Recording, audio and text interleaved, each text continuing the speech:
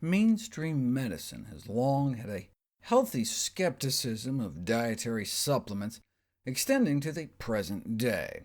Enough is enough.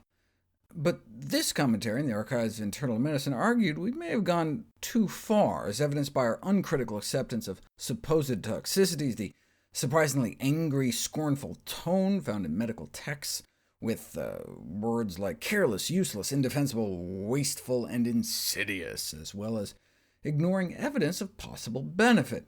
To illustrate the uncritical acceptance of bad news about supplements, they discussed the well-known concept that high-dose vitamin C can cause kidney stones. But just because something is well-known in medicine doesn't mean it's necessarily true. They couldn't find a single reported case. We've known that vitamin C is turned into oxalates in the body, and if the level of oxalates in the urine gets too high, stones can form. But even at 4,000 milligrams of vitamin C a day, that's like a couple gallons of orange juice worth, urinary oxalates may not get very high, but there may be rare individuals that have increased capacity for this conversion into oxalates, and so a theoretical risk of kidney stones with high-dose vitamin C supplements was raised in a letter printed in a medical journal back in 1973. OK, but when it's talked about in the medical literature, they make it sound like it's an established phenomenon.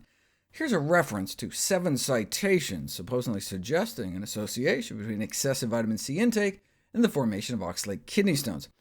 Let's look at these cited sources. OK, there's the letter about the theoretical risk. That's legit.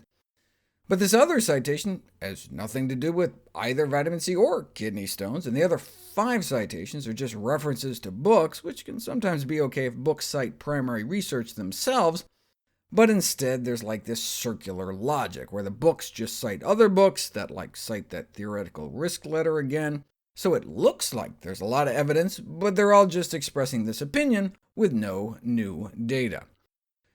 Now, by that time, there were actually studies that followed populations of people taking vitamin C supplements and found no increased kidney stone risk among men. Then later women, same thing. So you can understand this author's frustration that vitamin C supplements appear to be unfairly villainized.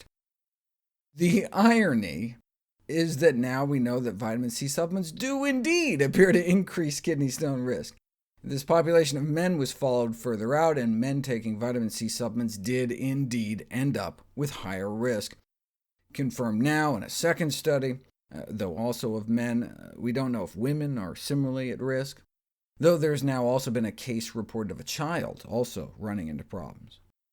What does doubling of risk mean exactly in this context? That means those taking like 1,000 milligrams a day of vitamin C may have a 1 in 300 chance of getting a kidney stone every year instead of a 1 in 600 chance, which is not an insignificant risk, 1 in 300.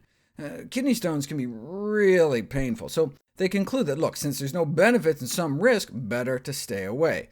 But there are benefits. Taking vitamin C just when you get a cold doesn't seem to help, and regular supplement users don't seem to get fewer colds, but when they do get sick, they don't get as sick and get better about 10% faster.